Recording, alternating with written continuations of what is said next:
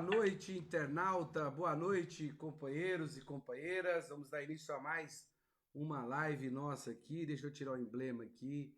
Aí, isso, agora tá tudo certinho. Mais uma live especial.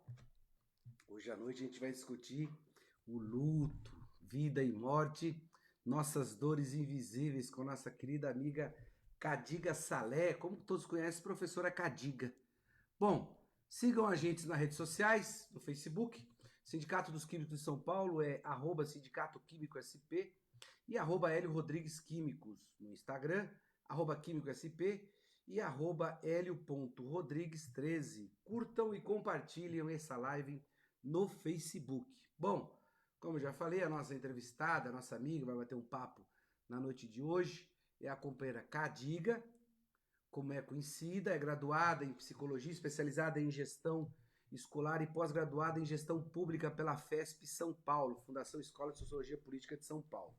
Aposentou-se como supervisor escolar pela Prefeitura Municipal de São Paulo, mas continua atuante e ao longo de sua trajetória trouxe inúmeras contribuições à educação da nossa cidade.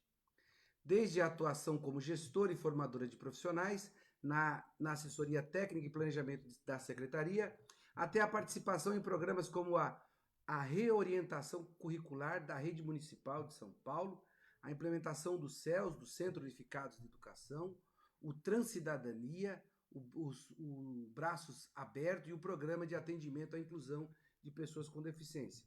Hoje vamos conversar com a Cadiga sobre esse tema tão dedicado, tão delicado que ela desenvolveu durante a experiência na assessoria técnica no serviço funerário do município de São Paulo.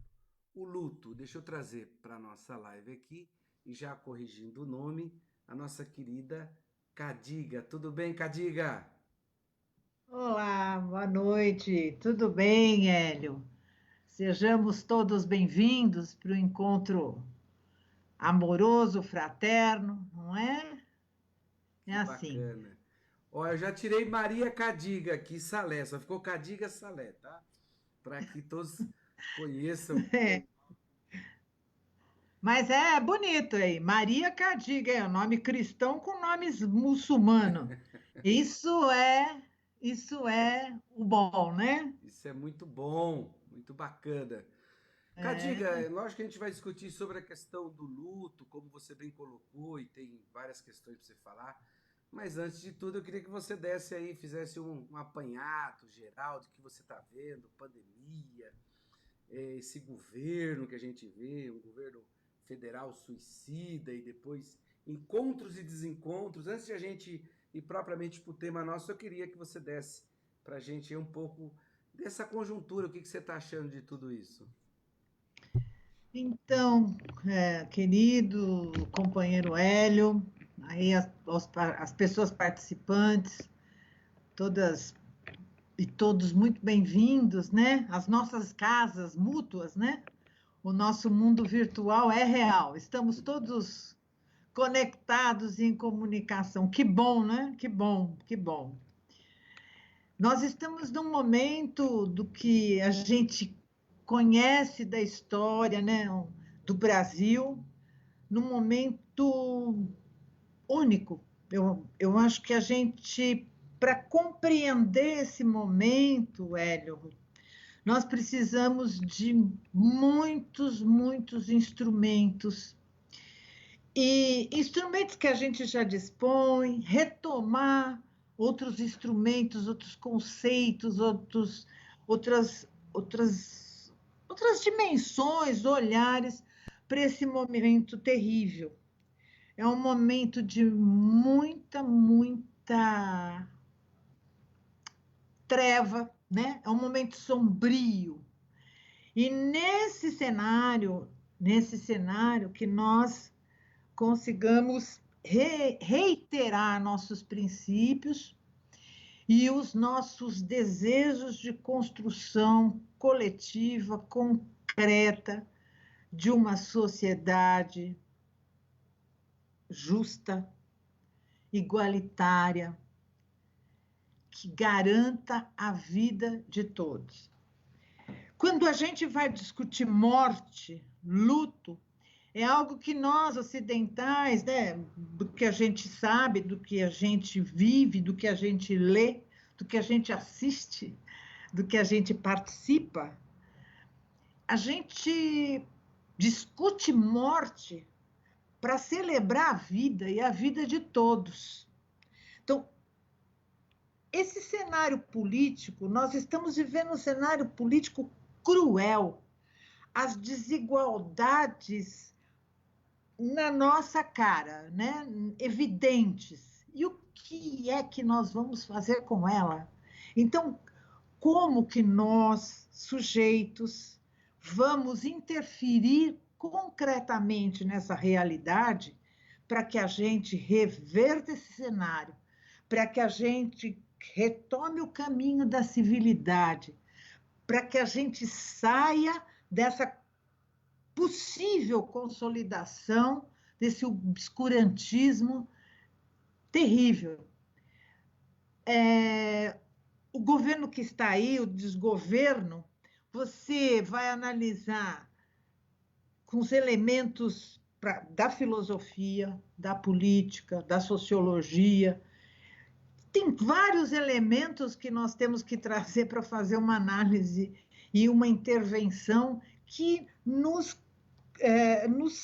fortaleça e nos ilumine para uma ação concreta, para uma ação real de defesa incondicional da vida. Nós temos disparidades em discursos, em práticas. A pandemia, o coronavírus, não está atingindo igualmente todas as pessoas. Nós estamos em pandemia.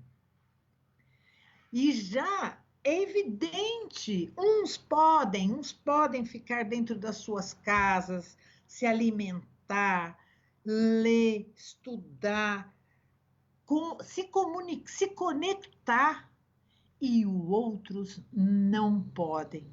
O distanciamento é recomendado. O distanciamento, o uso de máscara, o álcool, são formas de evitar o contágio. E nem todos, uma grande maioria, nesta cidade de São Paulo, não tem condições de fazê-lo, né? Nós já vimos num cenário econômico grave, de um alto índice de desemprego. Nós tivemos uma reforma da Previdência cruel, da retirada de direitos, não é? Com certa facilidade. Foi uma retirada de direitos que podemos considerar que houve uma certa facilidade. Muitos de nós resistimos, né? Muitos. Mas ela está aí, né? Os idosos, a população idosa cresce e uma parcela dessa população idosa, ela ainda tem uns resquícios dos direitos constitucionais, né? Ela recebe uma parcela, inclusive mantém a sua família com a sua aposentadoria ou com a sua pensão, e uma outra parcela de idosos não tem absolutamente nada. Nós estamos no momento da crueldade instalada e assumida, né? E assumida. Então, é um momento grave, é um momento trágico, é um momento de terror, mas nós estamos aqui com muita gente. Muita gente não quis.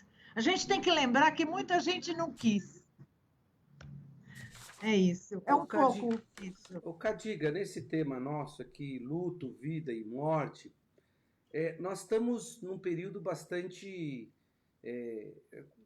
Assim, nós não estamos podendo acompanhar, nos últimos meses de pandemia, a questão do sepultamento dos nossos amigos, dos nossos entes queridos, né? São milhares de famílias que você fala enlutadas, né? Uhum, O que a uhum. gente pode, e podemos discutir muito sobre isso, porque a gente perdeu amigos, conhecidos, que sequer a gente pôde ir até lá, ter aquele momento de, enfim, de ali fazer mandar, dar um abraço na família, que é o que a gente faz, e também ser abraçado por eles, né? Também ser abraçado. Isso não está acontecendo. Você fez um trabalho importantíssimo sobre essa questão e agora é um momento que a gente está. Pois é, é. Nós fizemos o trabalho, Hélio, se você me permite, se for, parece pertinente contextualizar um pouquinho, como é que a educação chegou ao serviço funerário, não é? E o serviço funerário é um serviço que ele merece um destaque público muito, muito grande. Eu conheci um grupo, a equipe, a superintendente do serviço funerário à época, a Lúcia Salles e a equipe toda, quero estender meu abraço a toda a equipe. Eu os conheci no cemitério da Consolação, aqui, né, próximo, inclusive próxima da autarquia do serviço funerário, fica aqui na Consolação 247 ou 243, enfim, bem próximo aqui. Metroia Gabal.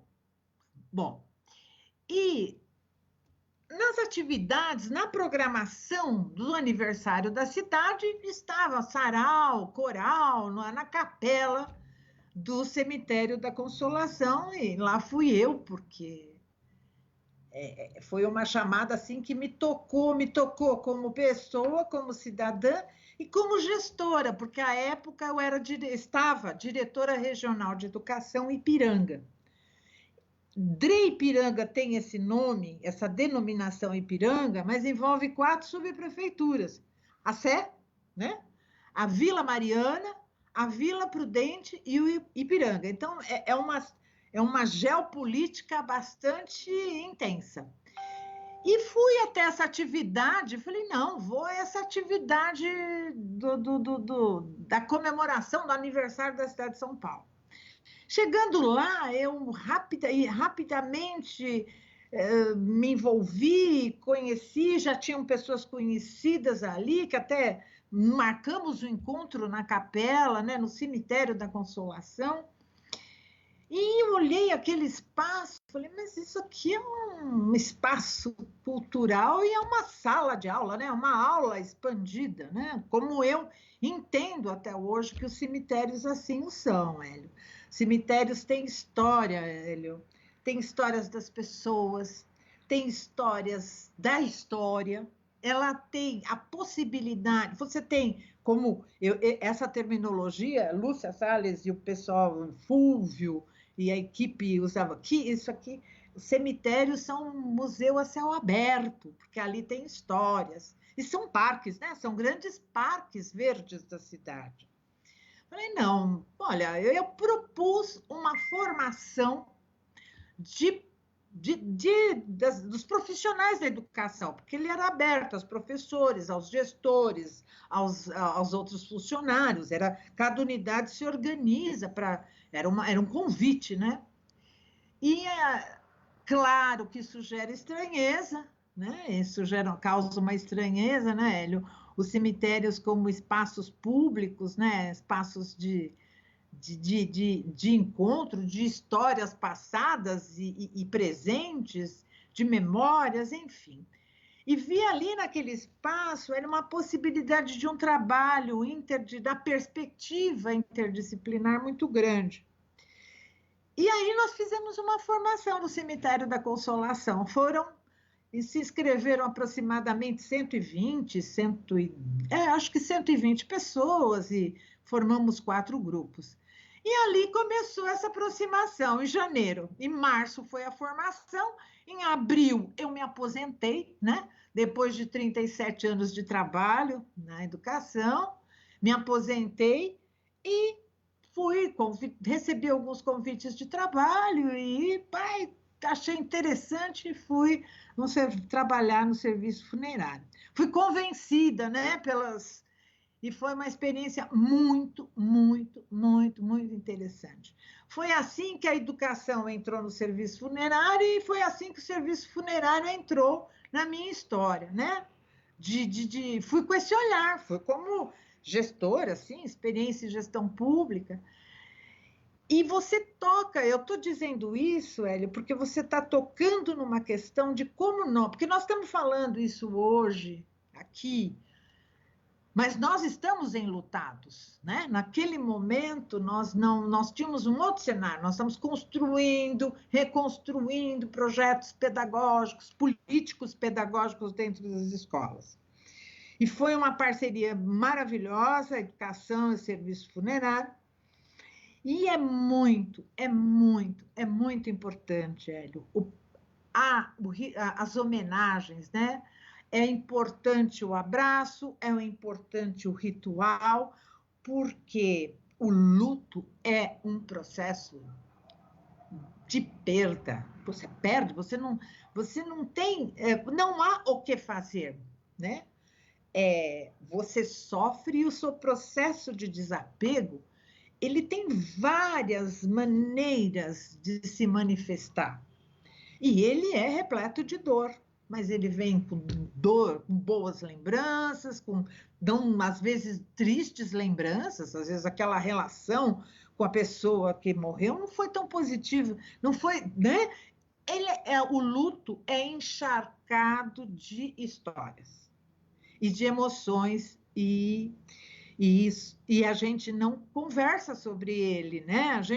Se você pegar, você é um pouco mais jovem do que eu nasci antes que você, acho que não sei quanto tempo antes, mas eu nasci antes que você. Não sei, porque também não é qualidade nem defeito, né? É uma condição, né? Porque eu nasci antes. Eu não estou te ouvindo. Não é que eu travo aqui para não atrapalhar. Mas isso não quer dizer exatamente nem qualidade nem defeito, é história. Eu nasci antes, né? Então, veja, nós fazíamos os velórios dentro de casa. Tinham as pessoas da família que arrumavam o corpo, porque aquele corpo representava toda uma história. E aquele corpo era a representação da interação, do afeto, do desafeto, enfim, aquele corpo tinha todas as marcas da história, né, em movimento, e ele se encerrava, havia ali uma finitude. Então, você arrumava, você escolhia, as crianças ficavam juntas, tiveram velórios da minha avó, do meu avô, dentro de casa.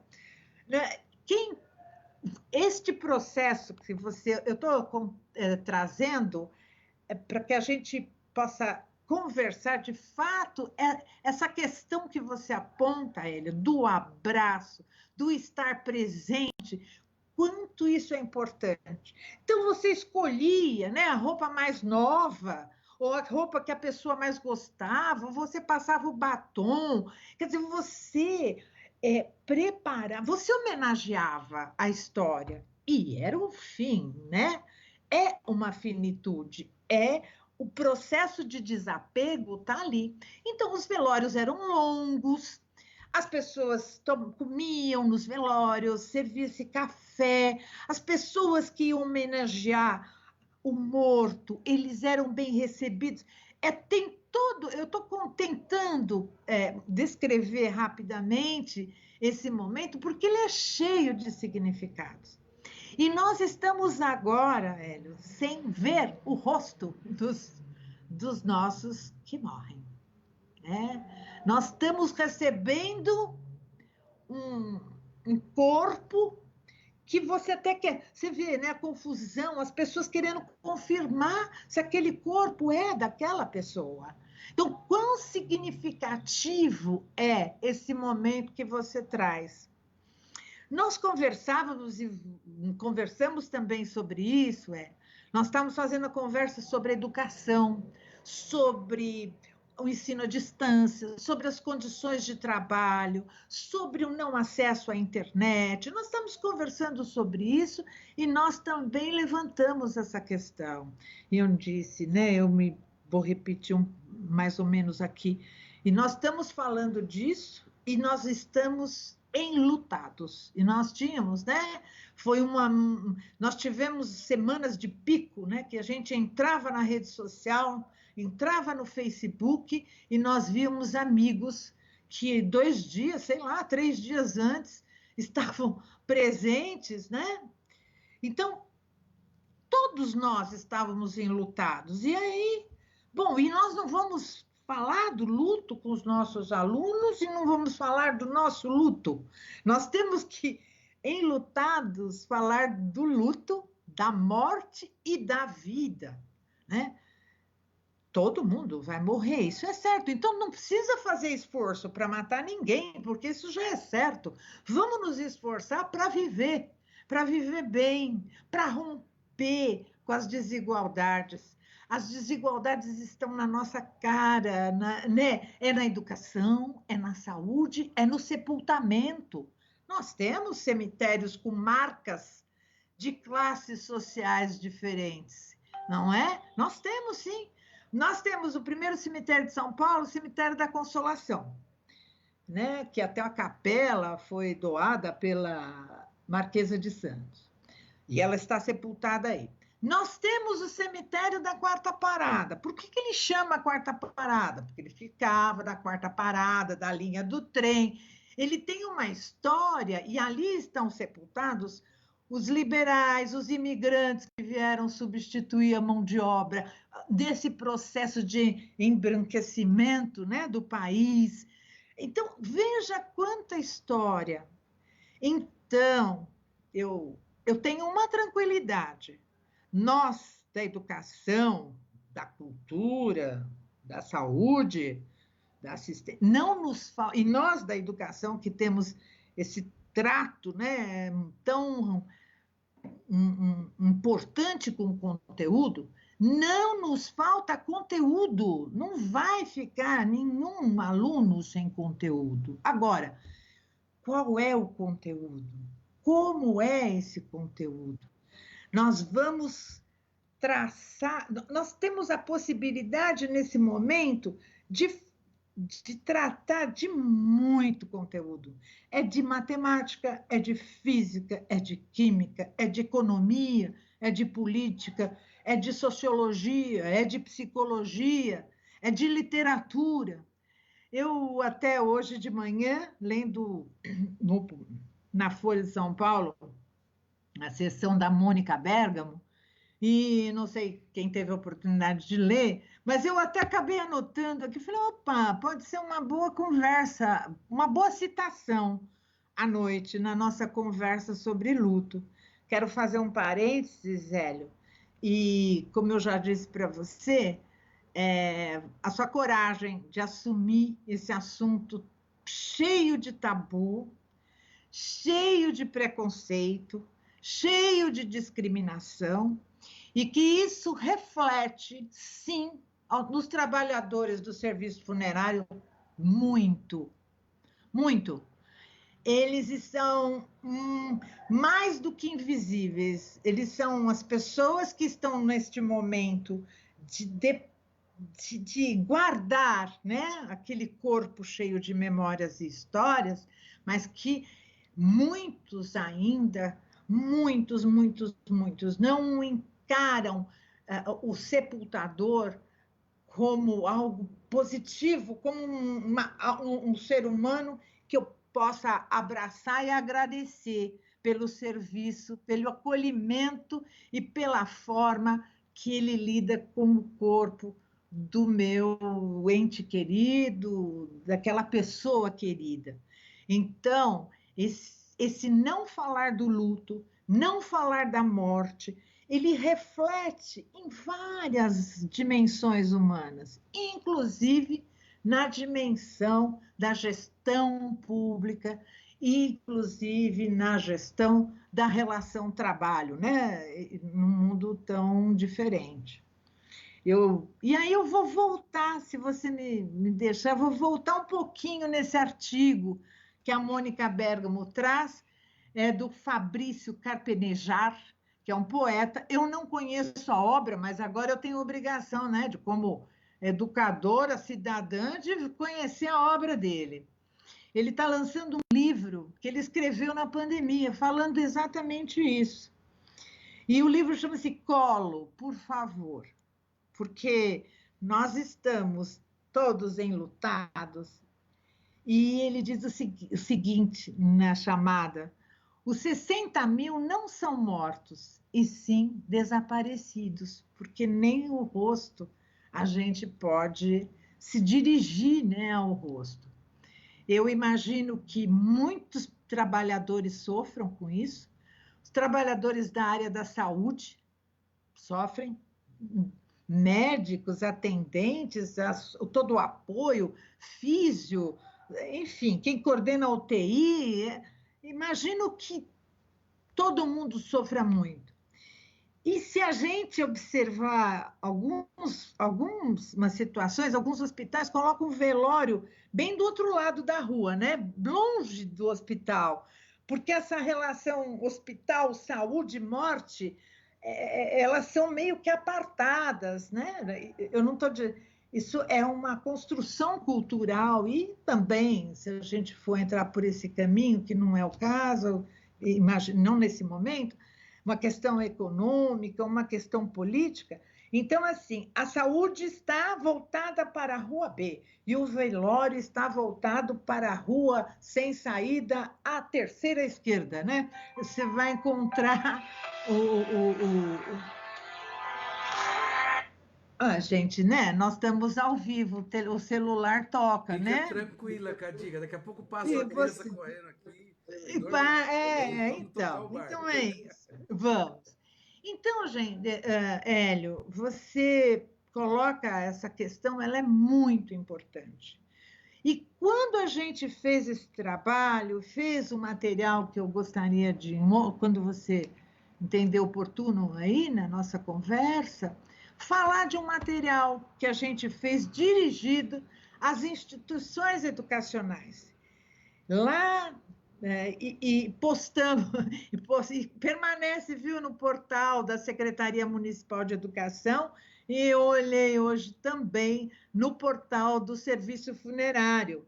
É um material que ele deve ser recheadíssimo, mas ele é um bom material para que forneça elementos, coragem, disponibilidade interna para tratar da questão do luto, da morte, da vida, dentro das instituições educacionais, né? E quando a gente trabalhou, e esse trabalho, esse material é fruto de um trabalho de muita gente, de muitas horas de trabalho, de muita gente. Aqui estavam pessoas da gestão, da própria autarquia, aqui estava a universidade, aqui estava o laboratório da PUC, de estudos e intervenções sobre o luto, e eu acho que é um bom material para nós adultos trabalharmos e começar a conversar, Você né? está falando do Sobre. livro, Cadiga? Eu estou falando do material, não deu tempo dele ser impresso. Será que vocês conseguem? Ah, Deixa eu não tirar. precisa.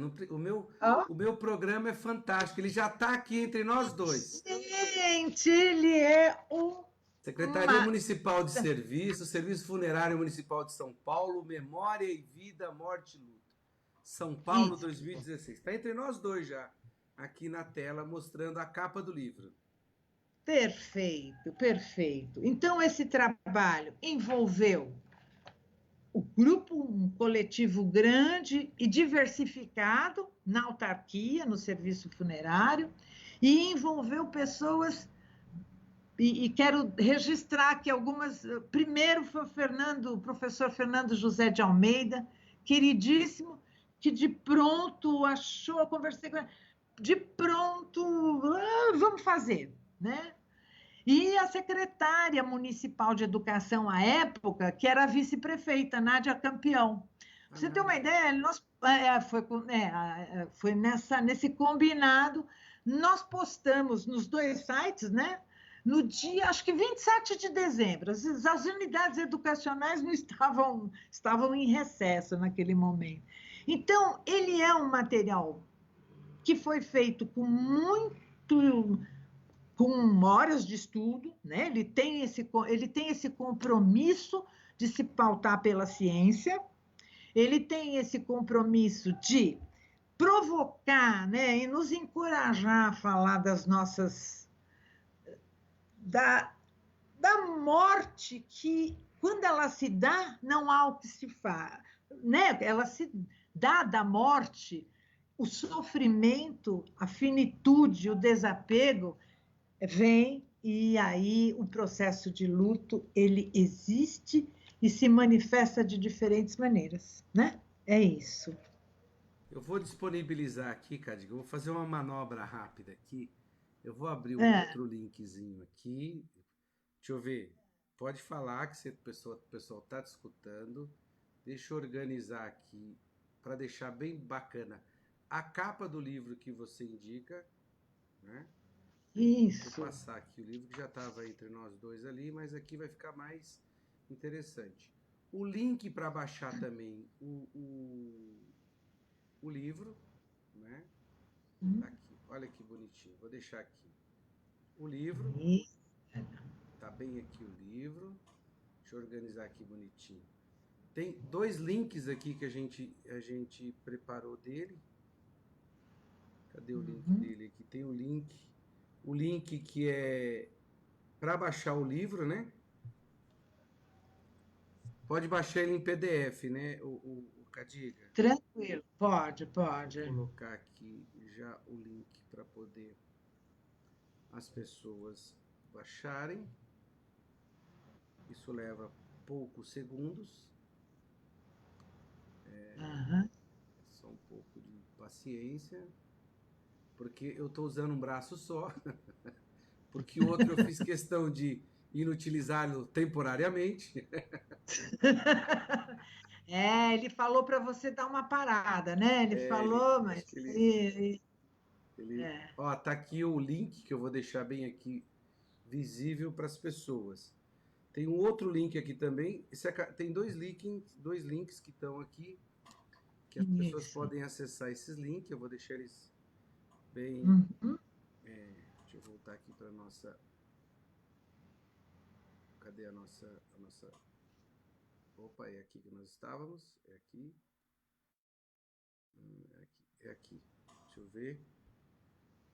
Deixa eu ver aqui. Deixa eu só organizar isso aqui. Você sumiu aqui também. Teve Eu alguma apareço coisa? já já. Eu apareço.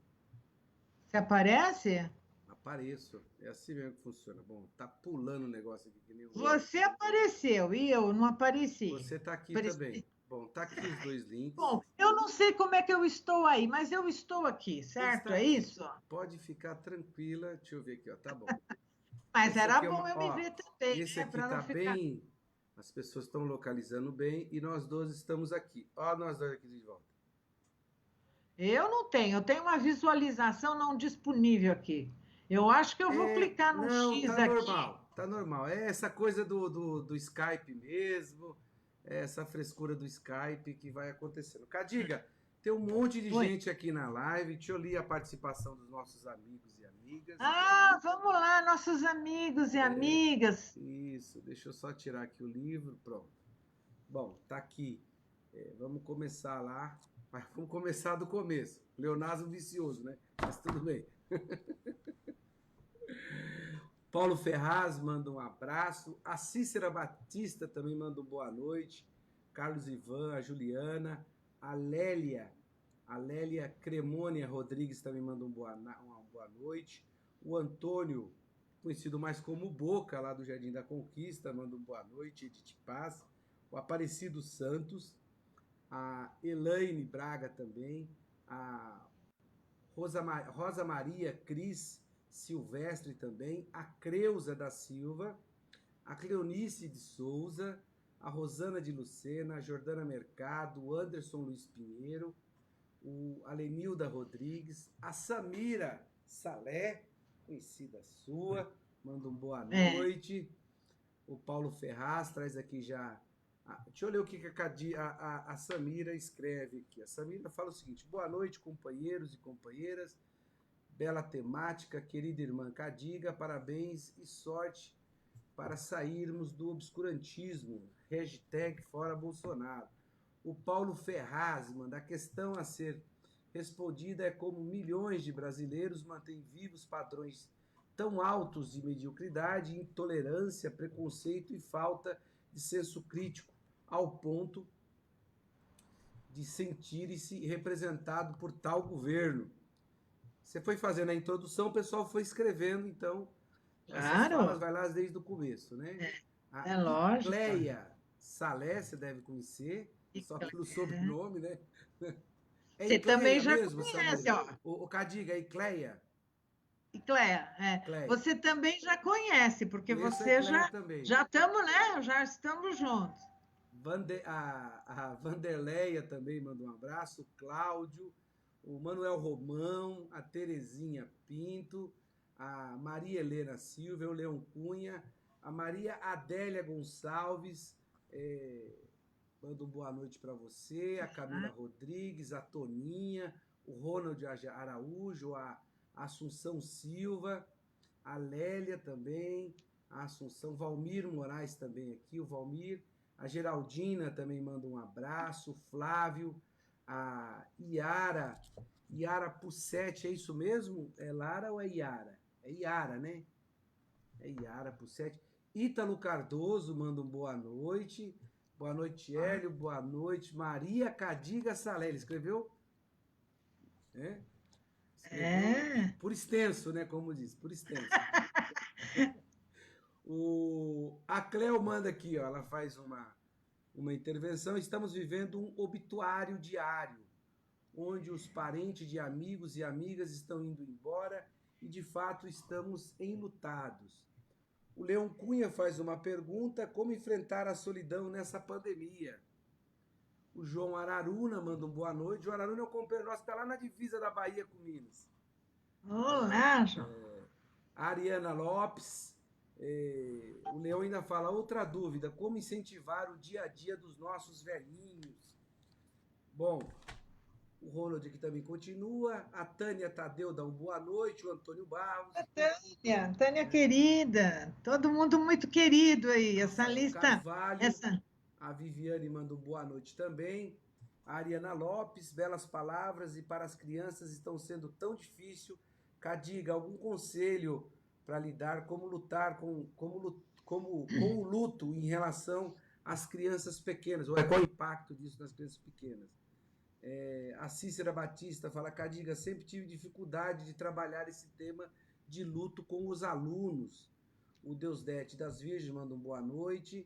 A Lélia, a Maria Adélia Gonçalves, parabéns, Cadiga, trazendo um tema tão importante, não só nesses tempos de pandemia, mas que deve estar nos currículos escolares e para todos e todas. A Maria Adélia continua. Oi, Hélio, copia o link aqui nos comentários. Beleza, eu vou passar aqui no comentário então o link, bem lembrado aqui, o Leão já passo para ele. A Jordana já passou os links todos. Bom, já o pessoal mais... Jordana é rápida. O pessoal mais esperto que a gente, né, Cadiga? Mais esperto que a gente. As espertezas se alternam, né? A gente vai... Aí, que graça. A Adriana Souza aqui manda um boa noite também. A Carolina Giannini manda um boa noite. Grande Carolina. Boa noite, Carolina. Agora eu posso errar porque não é fácil falar esses nomes aqui.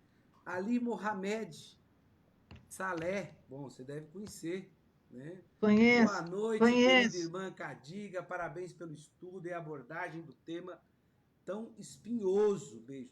Eu queria falar isso, Cadiga. O Nelson Pedro também manda boa noite. Beijo, Nelson. Samir Salé. Bom, a comunidade vem em peso, né? Vem em peso. É uma comunidade. Isso aqui é um coletivo consistente. Cadiga, eu também sempre tive em determinado momento, até que meu irmão trabalhou no serviço funerário há muito tempo, eu acompanhei ele algumas vezes. Conheço boa parte aqui dos velórios de São Paulo, né, aqui do município de São Paulo. E uma vez que eu estava lendo um livro do Assis Chateaubriand, que está enterrado, ou é na Consolação ou é no outro, é um desses dois que ele está enterrado. Mas Eu tenho a impressão que é no Araçá, ou no São Paulo, hein? São é Paulo, porque talvez. acho que é no Talvez no São hospital, Paulo. no cemitério São Paulo, Ele está é. enterrado lá. Aliás, o cemitério São Paulo tem uma arte tumular lindíssima, né? A arte tumular. Aquele que você fala é ali na Doutor Arnaldo, Isso, em aquele que frente, desce. em frente. A mãe do Luiz Fernando, diretor do Instituto Federal de São Miguel, foi sepultada lá. A gente acompanhou o Hum, sepultamento dela, está com 2 ou 3 anos no máximo, que ela foi sepultada lá. Ô Cadiga, essa questão realmente assim, de tratar com o luto, com essa hum, passagem da vida, né? Então, assim, eu também vou lhe confessar que eu não sou nenhum expert nesse assunto. É óbvio que quando a gente vai se aproximando de perdas muito importantes, eu tenho os meus pais vivos ainda. Tenho os meus pais vivos, que são passagens muito difíceis para nós, né? Quando você perde pessoas muito próximas ou pessoas que estão ali, filhos, irmãos, né? Eu ainda não tive essas perdas para falar o tanto que isso impacta a gente. Mas como você falou que essa passagem é tão importante, eu lembro do velório da minha avó, que foi em 79 ou 78, que foi em casa, realmente era em casa. E eu lembro exatamente porque você não tinha. Eles mandavam o caixão, né? Levavam o caixão, a urna, como se chamam, né? E eu lembro que na casa da minha avó usou as cadeiras para colocar o caixão dela. Né? Minha avó já estava cadeirante, ela era cadeirante naquela época, né? E eu lembro, e essas imagens elas são muito fortes. Elas não são imagens que eu perdi da minha cabeça, assim, que não passou em branco, eu sempre é uma recordação muito forte. Daí a importância dessa passagem, desse rito todo que você falou que a gente tem que olhar, que agora a gente na pandemia está tendo um problema muito sério de lidar com isso.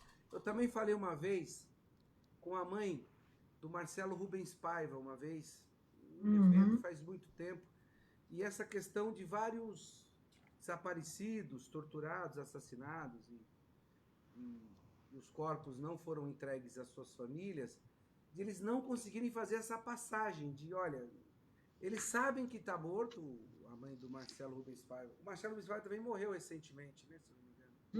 Uhum, uhum. Que escreveu Feliz Ano Velho, né? Adeus Ano... É Feliz Ano Velho ou é Feliz Ano Novo? Adeus Ano Velho.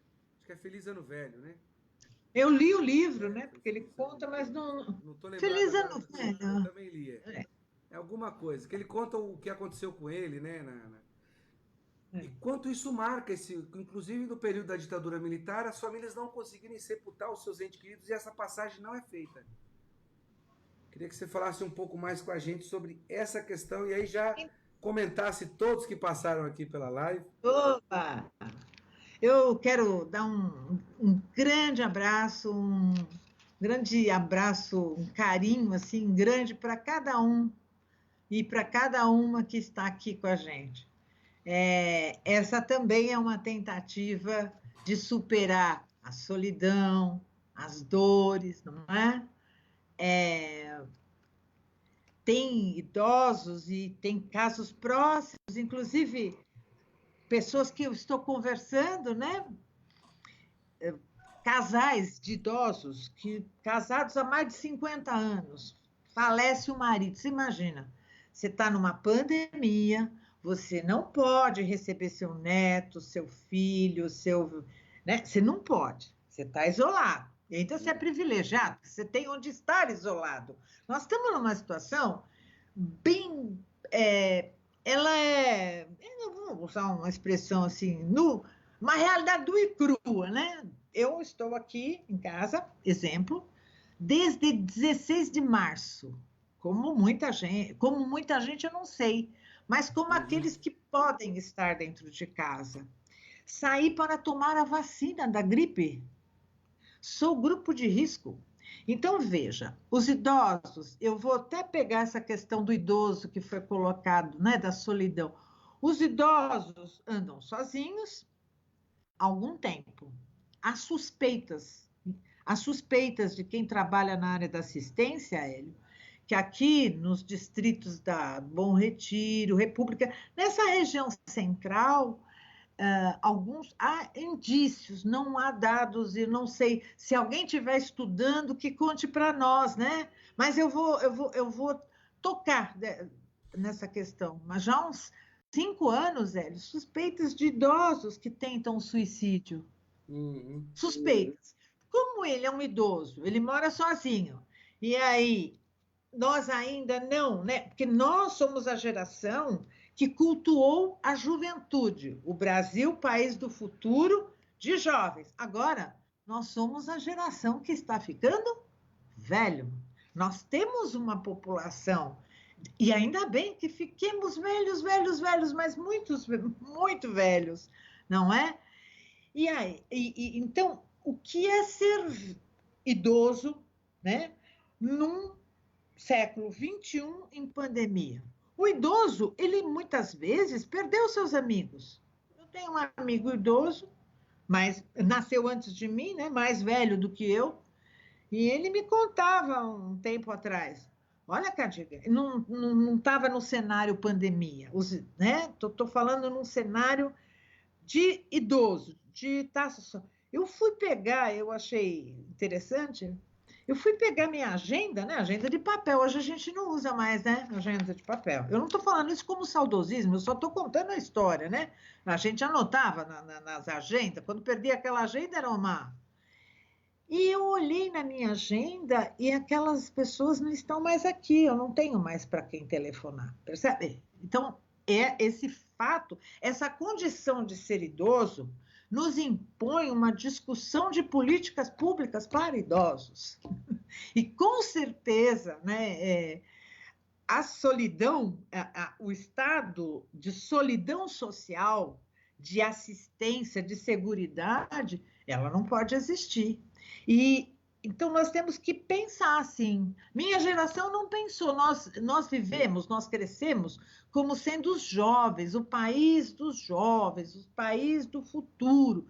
Nós não temos, eu acho que a gente é a primeira turma de idosos, né, que estão vivendo mais. Nossa expectativa de vida aumentou, né?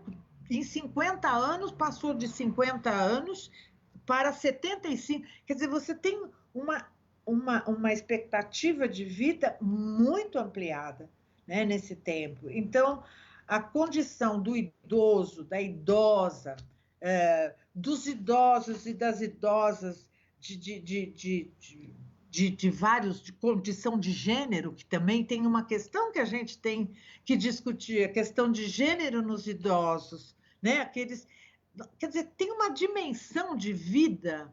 Os idosos que retornam para as escolas, a Maria Adélia, que está com a gente nesse bate-papo, ela trabalha, coordena lá o CIEJA Cambuci. Então, lá dentro daquele espaço tem a convivência do adolescente, do idoso, da mulher, da trans. Quer dizer, que mundo maravilhoso, né? E esse mundo nos impõe para que a gente tenha, de fato, políticas públicas de preservação e melhoria permanente da qualidade de vida. A gente tem que ter qualidade de vida quando nasce, ao longo da vida e quando morre. Na verdade, e não são todas as opções políticas que levam a esse caminho. A gente tem que começar a falar das diferenças e das divergências de entendimento de qual é o papel, qual é a função real do Estado, do que é uma república, do que é uma democracia. A gente tem que fazer e aí a gente está aí no mundo, né, da política, ou estrito senso, ou lato senso, nós temos obrigação, estamos para fazer isso, né? Para construir essa sociedade nessa perspectiva. Tratar com a morte, com a criança, olha, tem várias alternativas, né? Primeiro, a gente não tem, eu tenho a gente tem poucas certezas da vida, mas essa nesse momento eu tenho. Pode ser que amanhã eu diga, olha, naquele momento era. Mas falar a verdade é sempre a melhor coisa para a criança. Veja, uma criança que a mãe morre, que ninguém quer contar para ela que a mãe dela morreu, certo? Porque tem que preservar a criança. Veja, aí conta uma história que a mãe foi viajar e que já volta. Gente, a mãe vai viajar e não dá um tchau, um abraço para essa criança. Percebe? Eu não estou dizendo que as pessoas são deliberadamente cruéis. Eu estou dizendo que muitas vezes, muito, por isso que a gente tem que viver perguntando, é isso ou não? Como é que é? Tem outro jeito de fazer essa coisa? Então, veja, olha o que será que passa pela cabeça dessa criança. Olha, a mãe foi viajar, não deu tchau, não beijou, não deixou um bilhete, não mandou um WhatsApp, uma mensagem, e a mãe não aparece. Gente, isso é o desespero para essa criança que ela não, ainda não tem elementos de tornar essa discussão mais explícita. É grave isso. E a mãe não aparece, tem essa também. Quer dizer, é um abandono não explicado, e isso é muito. Isso tá. As pessoas que fazem isso não é porque elas são más, gente. Eu não estou fazendo juízo de valores da pessoa, estou fazendo avaliação desta posição. Ofereça a oportunidade da criança ir ao velório do seu pai, da sua mãe, do seu avô. Precisa ficar 12 horas, se ela quiser ficar. Não, eu estou dizendo assim, mas não coloque a morte sob o tapete. Colocar a morte sob o tapete não é valorizar a vida. Então, isso quando você tem uma. Fale, deixa aquele que a mãe morreu falar da história dela lá na sala de aula, aquela que ficou, aquela idosa que está lá na educação de jovens e adultos, que o marido morreu ou que morreu o filho, né? Deixa ela falar, vamos ouvir, né? A dor é dela. Então, esse assunto ele tem que estar pautado. Tiveram momentos de formação lá no serviço funerário, coordenado, o pessoal da PUC participou, e foi um conjunto de ações, seminários, teve formação para os profissionais da educação. Inclusive, esse livro, que não deu tempo de imprimir, que está no portal da Secretaria Municipal de Educação e do Serviço Funerário, ele é também fruto desse trabalho. Tiveram creches e unidades educacionais que incluíram a questão do luto, da memória, da vida, dentro do projeto político-pedagógico. Escreveram, pautaram para o ano letivo seguinte. Então, são enfrentamentos dos mais variados que nós podemos fazer. Nesse caso, nós estamos todos enlutados e numa pandemia, num coronavírus que ele está, mas ele não aparece que está, aí não, ele aparece que está e mata. Então, nós estamos num momento de muita reflexão. É uma sugestão, é melhor conversar sobre, mesmo que a gente não saiba falar direito, né? E eu aprendi, eu não sei se é por conveniência, Hélio, que o problema não é falar muito, é não escutar as pessoas, entendeu? Eu acho que o problema não é falar muito. Aliás, preste atenção no seu aluno que é sempre quietinho. Talvez ele esteja num grau de sofrimento tão grande que ele está sempre querendo estar desapercebido. Não deixe ninguém na invisibilidade, né? Não deixa dor na invisibilidade. E, Hélio, eu quero falar sobre a questão dos desaparecidos, dos mortos por tortura, assassinato, né? Assassinato do Estado. O Estado mata, tortura e some com o corpo dos seus cidadãos, né? Com seus divergentes, enfim. O Estado consegue, né, em alguns momentos, entender que o cidadão e a cidadã é o inimigo do próprio Estado. Né? Bom, isso também é um tema.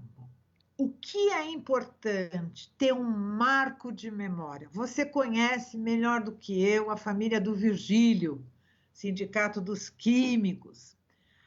A esposa do Virgílio, né? Aliás, é uma história em São Miguel Paulista, os filhos, depois eles foram para Cuba, o pai desapareceu.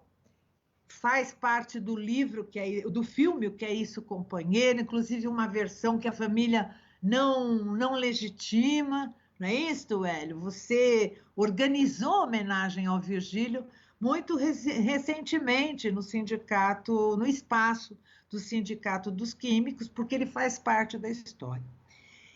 Não se acha o corpo dele. E tem todo um processo de procura dos corpos em Perus, tem toda uma história, viu, gente, que é conteúdo para a nossa vida, conteúdo para as nossas unidades educacionais também, que é do cemitério de Perus, das valas, né? Então, que aliás a Irundina já tinha feito um marco de memória lá. E depois, no governo Haddad, também esse marco teve um jardim, teve uma ampliação, um ressignificar, um retomar aquele marco de memória, né? Olha, um marco de memória, lembrar que é um marco de memória. Tem um marco de memória do Virgílio, e eles nunca encontraram o corpo, a probabilidade de achar podemos dizer que nula, né, nesse contexto. E a esposa do Virgílio queria um lugar para acender. Ela chegou a um ponto idosa, né? Ele sempre procurando o trajeto, a história e o corpo do Virgílio. Ela falou: eu quero um lugar para acender uma vela. Então, isso, Hélio, não homenagear, não tocar no corpo, não fazer os rituais próprios da sua cultura, da sua afinidade afetiva ou afinidade, quem tem afinidade religiosa, de fato matar duas vezes, né? Ou mais, né? E não sepultar. Então é como a mãe que foi viajar, né? E que não volta, né? Não deu tchau. Você não tem o ritual de selar, né, de depositar aquele corpo, independentemente do ritual que cada família, cada cemitério, cada tenha, né? Então é um pouco isso que eu gostaria que vocês todos, professores ou não, adultos, dessem uma olhada no material. Nós estamos. Estou com quanto tempo, Hélio? 1 minuto? Eu não estou te ouvindo. Desculpa, é que eu apertei o botão aqui que libera a minha voz. Certo. Artiga, eu coloquei o seu e-mail aqui na tela para o pessoal. Isso. Quem quiser mandar um e-mail para a Cadiga, está aqui já faz um bom tempo. Isso, cadiga2212@gmail.com. Está aqui. Eu disponibilizei esse e-mail. E quero, Hélio, se você me permite, fazer uma sugestão para nós aqui, que estamos aqui reunidos. Dá uma olhada nas sugestões de filmes. Neste material, aqui tem sugestões, tem livros, tem artigos, tem filmes. E eu acho que é uma boa forma de lidar com o luto, com a dor. Sugiro um filme belíssimo chamado A Partida. É um filme japonês. Se vocês quiserem discutir também a crise no capitalismo no Japão, o filme também traz isso. E por uma trajetória, um rapaz que desejava ser músico, acaba indo trabalhar, né, para arrumar os corpos. E cada corpo tem uma história. E a cada momento que ele vai arrumando o corpo daquela pessoa, de cada um, a história de cada um vai aparecendo. E a dele também no desenrolar do filme. É um filme belíssimo, A Partida, né? Tem um filme para criança que muita criança chora, mas não tem problema, a gente chora, que Uhum. é o Rei Leão, né? O Rio. Tem o Túmulo dos Vagalumes, tem o Irmão Urso.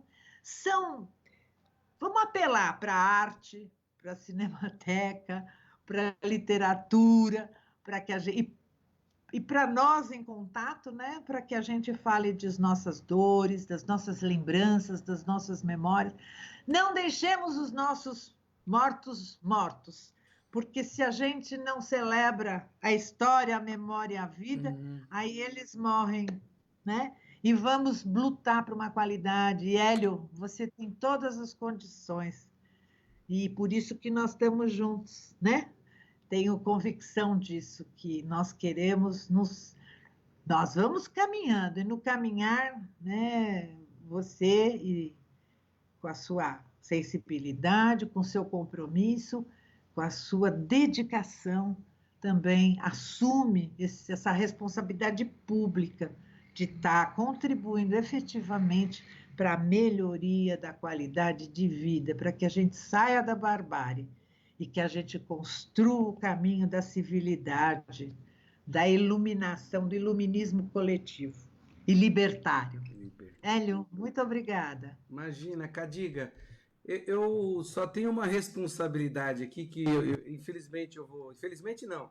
A Icleia Salé postou aqui uma mensagem que, enfim, e a gente sabe que passou por isso há pouco tempo, mas enfim, se ela postou, ela quer que leia a mensagem dela, né? Ela, estou Claro. passando por um luto muito difícil, minha mãe faleceu faz 3 semanas e isso é muito difícil. Hoje o velório está sendo feito rapidamente por consequência da pandemia. Hoje eu estou tentando superar a perda daquela que tudo me ensinou e acredito que ela foi privilegiada perto de muitos idosos que não receberam nenhuma condição de vida. Os idosos sofrem um isolamento que não é somente o desse momento, mas o isolamento social permanente.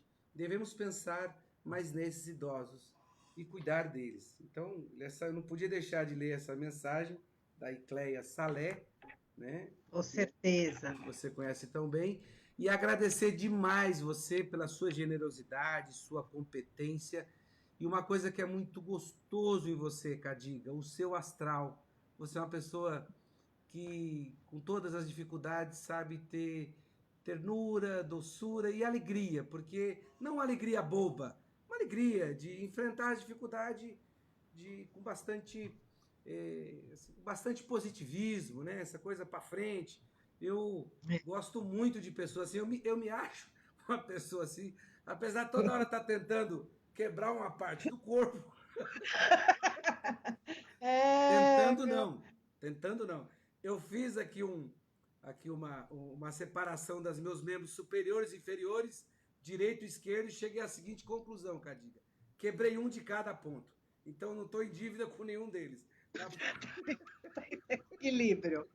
Tô no Ai, equilíbrio. Hélio, Obrigado, amiga. que querido, grande abraço. Ó, disponibilizei o e-mail, você sabe disso, que é para dialogar mesmo, né? E parabéns, Hélio, parabéns pela sua capacidade de aglutinar pessoas muito, muito do bem. Todas que estiveram aqui, e que conheço, maior parte delas, sabe da verdade na qual eu estou falando. E a gente fica velho. E eu sou uma idosa, 60 anos, fiquei órfã no ano passado que eu fiz 60 anos. E isso me trouxe muita reflexão. Eu moro aqui num lugar gostoso, eu gosto da minha casa. Eu moro com uma gata e nós duas somos fontes de afeto. E a gata, pode ter certeza, depende muito de mim. Não tem condições de fazer o pratinho dela e pôr no micro-ondas. Então, posso dar uma sugestão para quem tem criança e for adotar um animal? Pense em quanto tempo ele vai viver. E às vezes a gente tem que pensar assim, quando se a gente ficar doente, se a gente morrer, com quem que nosso bichano vai ficar? Porque ele morre, a gente domesticou e agora tem que dar conta. Os filhos, que bom, são autônomos, não é? Então, é assim, caminhando e estando juntos, e é um prazer, Hélio. Muita alegria nessa nossa caminhada, contando com todas as tristezas. Vamos ouvir música, vamos assistir aos filmes, deem uma olhada, deem uma lida no material, e é isso. E um abraço, um grande abraço para cada um e para cada uma. Tchau, Obrigada. Cadiga, obrigado. Tchau, tchau. Ah, que maravilha! Começando a semana com a Cadiga Salé, que é uma grande educadora, né? Hoje conversamos sobre o tema delicado com a companheira Cadiga, que é psicologia, que é psicóloga e uma grande educadora da cidade de São Paulo, 37 anos dedicada à educação. Ela nos ajudou a tentar entender o luto, como ele funciona agora durante a pandemia, como despedidas sem rituais e também o que ele traz da questão da vida, da realidade que o país vive neste momento e as lições positivas que podemos aprender sobre esse processo de dor. Uma das oportunidades que temos é de refletir sobre as desigualdades sociais que acompanham a sociedade na vida e na morte. Também temos que transformar os rituais de despedidas que a gente conhece até agora. Ser solidário é fundamental e continuar olhando para o ser humano como aquele ser que tem a capacidade da superação. Ela também nos falou sobre os cuidados com os idosos e da demanda de políticas públicas para assistir essa parcela da população. Os rumos do nosso mundo mudaram e a nossa perspectiva tem que ser de um mundo mais humanizado. Todos os esforços nesses sentidos valerão a pena. Uma boa noite, fiquem com Deus. Amanhã estamos juntos, às 19 horas, para mais uma live. Obrigado, Cadiga, grande companheira Cadiga Salé. Até mais.